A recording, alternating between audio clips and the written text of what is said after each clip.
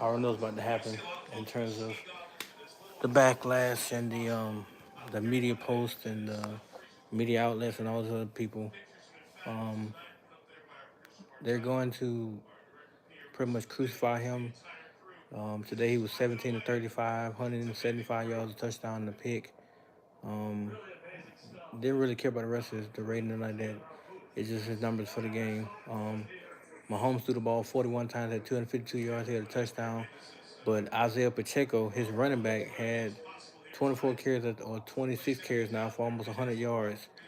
Our running back, Mostert had 9 carries for 33. I don't know if he got hurt or what, but we abandoned the run game completely. So whose fault is that? Anyway, um, the offensive line. I don't know how many times I saw a 3 man or 3 or 4 man front, and they struggled with that. I don't know.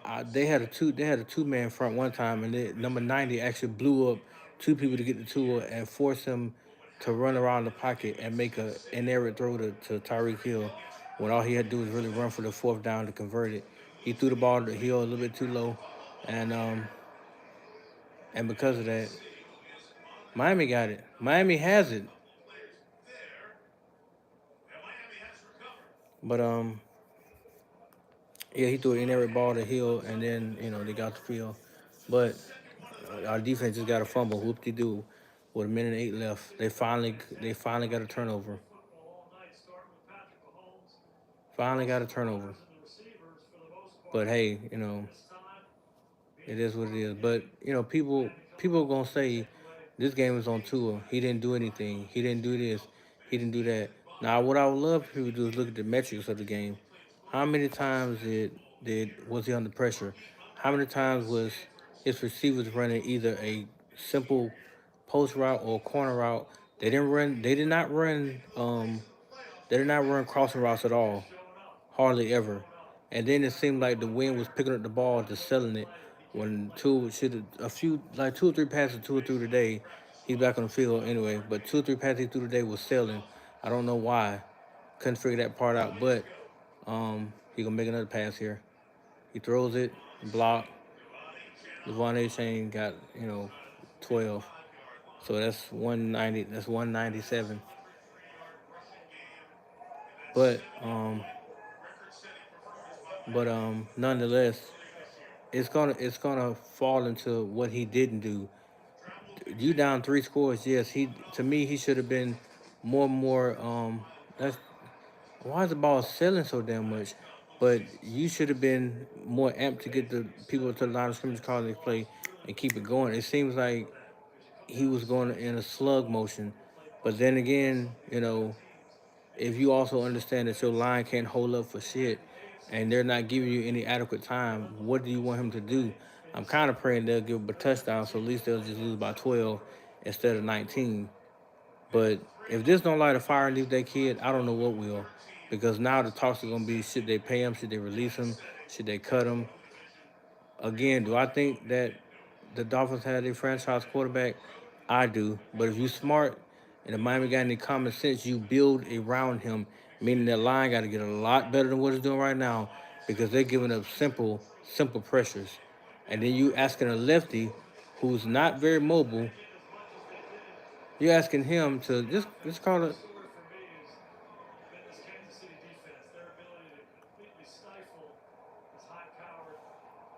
So the game is over. But you're asking this kid to go out there and do what he can do in order to beat this team. Now, mind you, now they did held that same offense to just 14 points again. They kicked 3 field goals. So if you do the math, no, they kicked 4 field goals because that's 12 points. So that's how they got their points.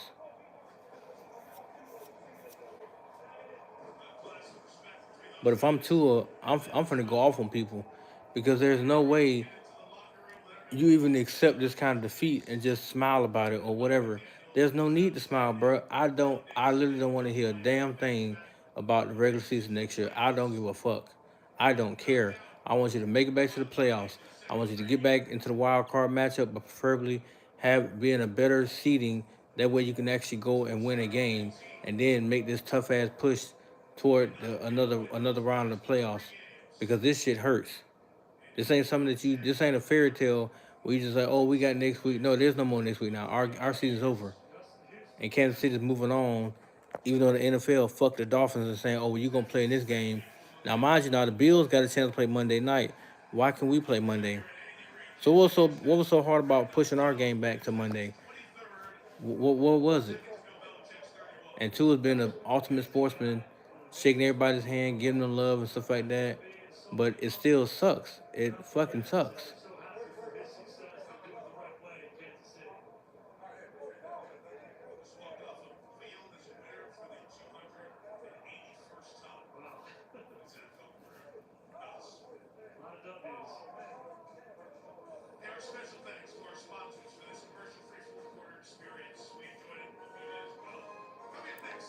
But this game was not. This game was not completely on him. And you're an idiot if you think it is. If you literally believe for a split second this game was totally on him, then I don't know what else to say for you because as a football fan, you can't be serious. Now you could say some inerrant throws. I think he had like 7 or 8 in the game that I counted that should have been a little bit lower. Like the interception of Waddle, that should have been way lower than what it was.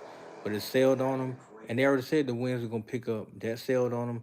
But somehow Mahomes was able to throw darts further down the field and his receivers was dropping passes.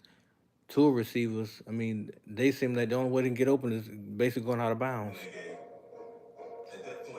And now here come the storylines talking shit about the Dolphins. It's like, bro, I don't get it. What's the point? What do you gain out of this? What do you gain from talking about the Dolphins? Nothing. But at the end of the day, McDaniels next year.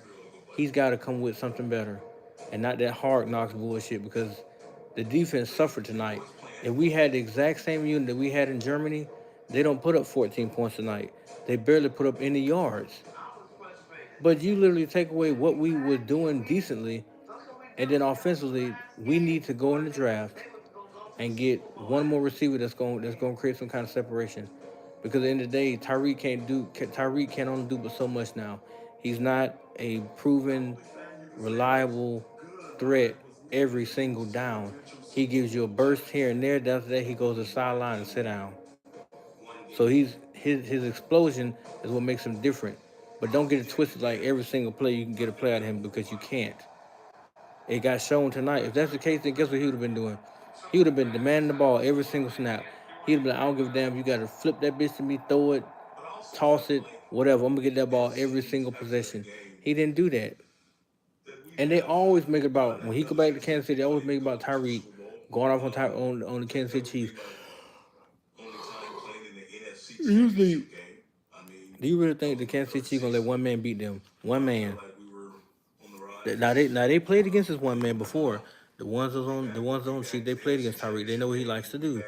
He did get that 53-yard touchdown, which he had to slow down to get the ball. I'm not gonna say he didn't. He did, but he caught it. He looked it in, caught it, broke a tackle, and ran the end zone.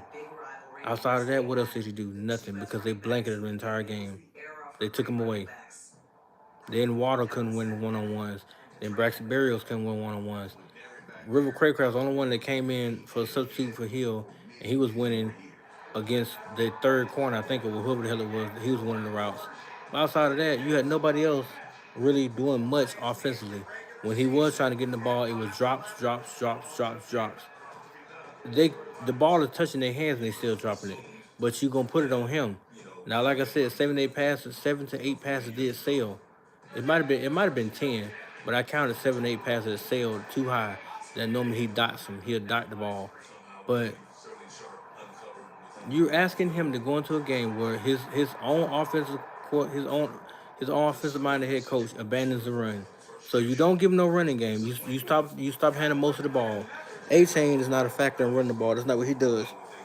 He is a horizontal run. He's not vertical. Moster, who was actually getting 5 yards a pop, you stop running the ball. Okay, let's not run the ball. Play action ain't gonna work if you don't run the ball. You could drop back all you want. He could drop back 40, 50, 60,000 times. Them linebackers gonna stay right there in them throwing lanes. They're gonna stay right the hell there. So what do you want him to do?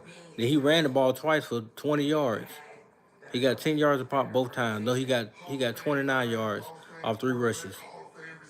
But that's not what he does. That's not what you're asking him to do. So again, that's why I titled this. What is it really on him? What are you asking him to do? If you're asking him to drop back 35 times a game or 40 times a game and give you 400 yards, then at least have some kind of balance in the same breath. Do not go into another postseason game where you throw the ball more than you run it. It is called balance for a reason. That's why Kansas City was able to stay on the field so much. They beat our brains in with the run game, and then Mahomes found people wide open. Do you really think if they start throwing the ball right off the rip, they're gonna have the same effect? No. But I question the defense because why are you not doubling Kelsey? He didn't have many catches, but he made an impact early in the game. After that, he pretty much went away. But like, come on, man.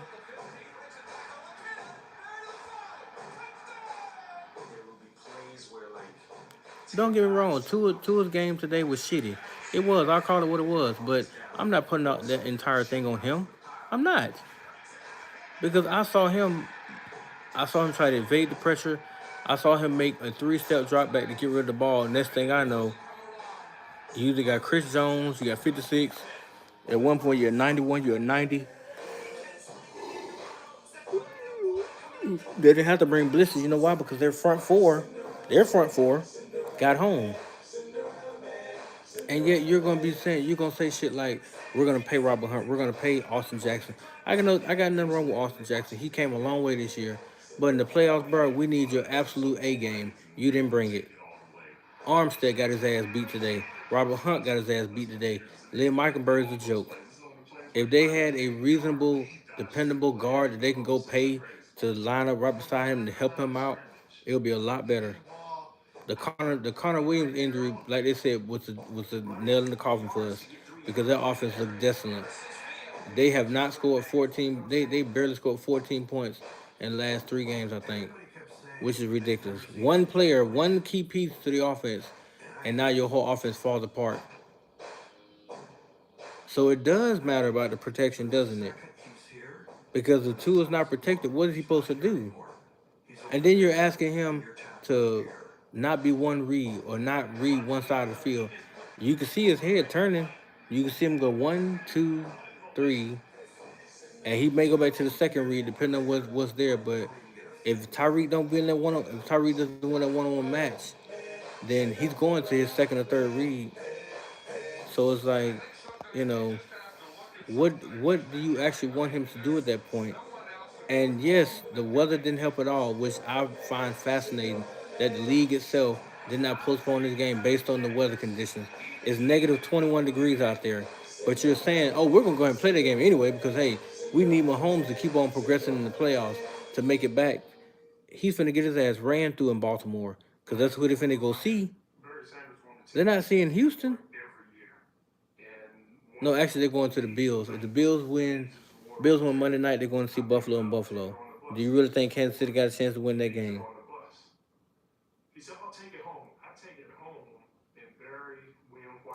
Now, the sad part is I have to listen to all offseason the Tua questions.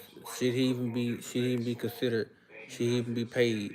This is going to go on to before the draft, after the draft, during training camp. Because I really don't care about all that shit. I really don't care. I care about September. No, I'm starting to really only care about January.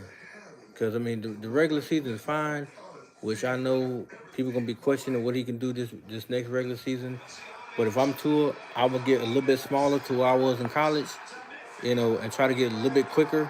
But I'm not going to completely turn to a 4. What would he run, a 4.5, 4.6? That's not what he does. So there's no point in him doing that. The only thing he can do is learn to trust his guys more out there. But at the same time, I think the league is out to destroy young quarterbacks because look at Herbert, look at Tua, look at Burrow, look at they're getting destroyed, man. They're getting injured left and right. And now they're talking about C.J. Stroud because he won a game against a literally retarded Cleveland secondary that can't cover me or you. But he's getting all the credit in the world for what he did today. So it's like they're propping him, and now the argument going to be who's better, Tua or C.J. Stroud. I guess you want to go playoff game. C.J. Stroud had a much more impressive game. But was he not throwing the guys that were open? Was he not throwing the spots on the field where the receiver ran underneath the ball? And were they not playing at home? I'm just asking. Just asking.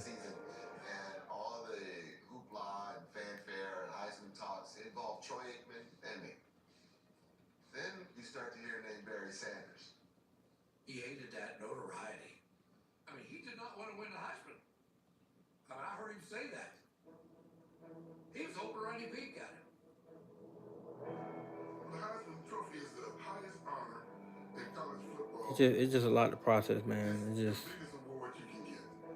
because you go into the game saying if we could just keep it close. We start off down 7-0, then 10-0, then we get a touchdown 10-7, right? Right. They get a field goal 13-7. They get another field goal 16-7. Come out of the half, we get a 3 and out. Then we barely even get down the field anymore after that. The offensive line just collapsed. We start running the ball. Then we're just asking him to drop back and throw it, and he's becoming he literally becoming a traffic cone behind five guys. That's what he's becoming. And then you blame him for what happened tonight. You beat him up and crucify him and blame him. But then you don't look at the fact that Austin Jackson and Liam Eichenberg and other people whiffed on blocks. They got blowed up so fucking bad several different times. You can see on instant replay where they damn near on their back trying to block people. And Tua standing back there getting hit in the face, getting pile driving to the ground. And it's like, bruh. And then Tyreek Hill, he quit. He literally quit. He literally stopped playing.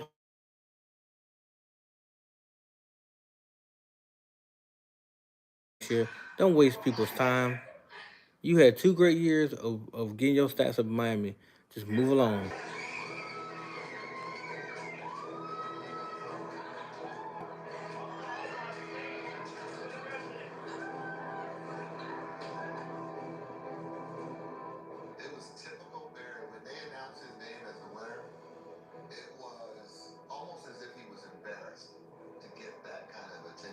And I hate to go after him like that, but it's like, bruh, if you call yourself the best player on the team, then why are you not showing up week in and week out? The bigger the game, the more he shrinks. And they say this about Tua. The bigger the game, the more he shrinks. But then when he goes out there and as they say, the smaller teams, he outperformed them. But I remember last season, who did he outgun? Lamar Jackson. Then he nearly outgunned Josh Allen in Buffalo, but they fell by the wayside. So now his career record is what 6-12 against teams 500 or more. But he can change that next season. But it's hard to write off what happened this year.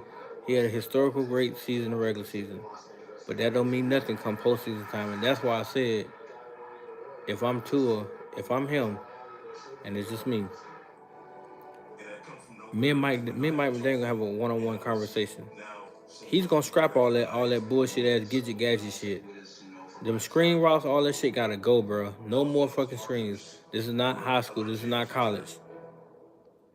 You need to develop an offense that's gonna showcase what Tua can do down the damn field.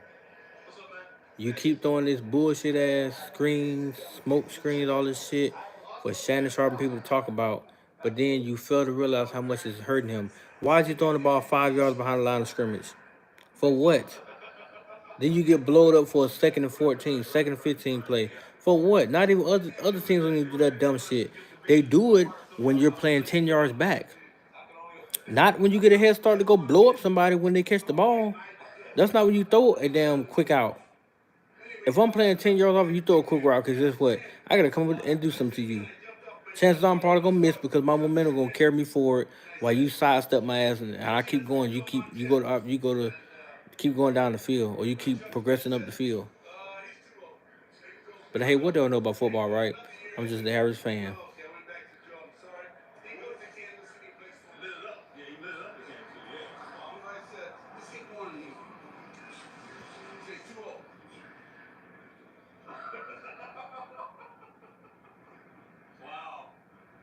That's why I said this has got to be a big old joke. Because at the end of the day, I don't understand how I think he only threw the ball, like I said, 30, 33, 34 times, something like that. But it should have been chopped in half. He should have threw the ball 17 times. And they keep with this dumbass narrative, the high-powered offense.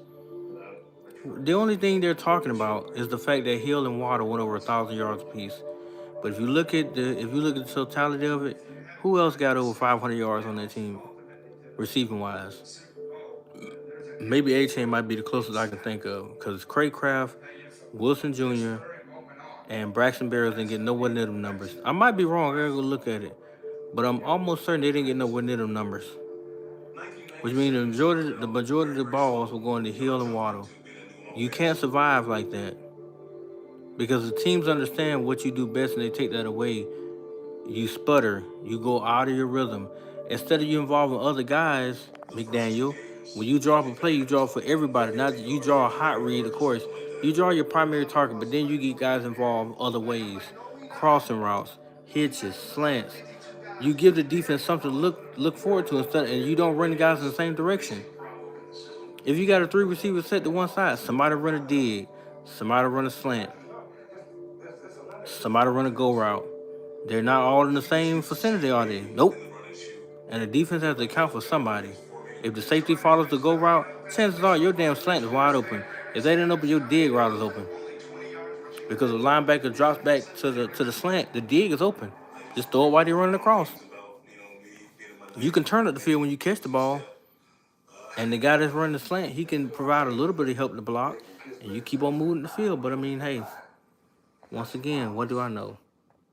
And it's painful to see this because, I mean, I said, well, I got a feeling that they're going to, be one and done. But I was trying to talk myself out. I said, well, maybe they can find a way to win this game. But then I saw how many people we lost. And then I see that we reverted back to leaning on defense, meaning the sacks and shit. And it's like, damn, bro, it makes you wonder how much faith do they really have into it, because you give him a line that's atrocious. You do get Water and most of the back, so they was in the game, but they was in the game all game, but they made little to no impact. Then you give Hill does get one big play. Then of course Tua throws a pick. So without the free possession that he gave, they only really on the score 19.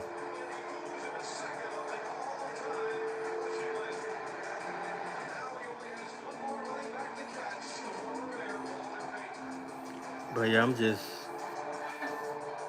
know what to say about that one. I really don't.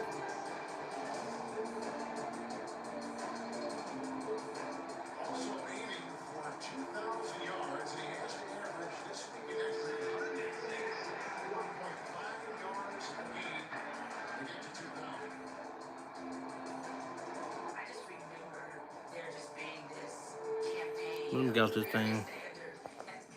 Peace, guys.